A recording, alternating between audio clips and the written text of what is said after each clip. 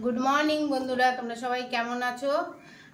Welcome back to Sharmila family blog. আর blog করছি না অনেক দিন ধরে, আর শরীরটাও ভালো নেই। যাই হোক, এই যে সকালে চা খাওয়া হয়ে গেছে, এখন টেবিলটা একটুখানি গুছিয়ে মুছে নেব। আর ভাতের হাঁড়িতে ভাত বসাবো, অল্প একটু ভাত আছে। আর এই যে সকালে খেয়েছে আদিত্য তাওয়া ইডলি ডালের, আর এই দেখো লাড্ডু খাচ্ছি, আর সুগার একদম হাই। লাড্ডু মুত্তিয়া। তো আসো তোমাদেরকে দেখাই, আজকে রবিবার হচ্ছে কি রান্না বান্না করছি। নিমির বাবার ফেভারিট জিনিস নিয়ে চলে এসেছে। এই যে, আশা করি তোমরা দেখে বুঝতেই পারছো, এটা হচ্ছে পুঁই মিচুরি।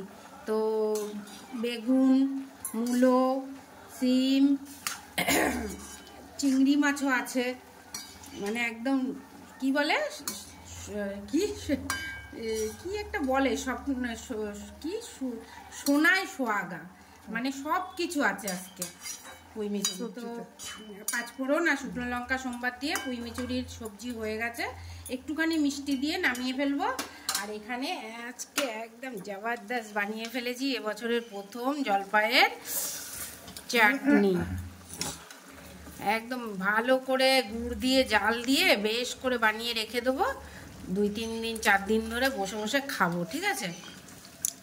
আর এখানে আছে কাতলা মাছ, মাছ তো অবশ্যই থাকবে। তো কাতলা মাছের হবে হচ্ছে আলু দিয়ে পাতলা ঝোল, ঠিক আছে। এই হচ্ছে আজকের রান্না বান্না।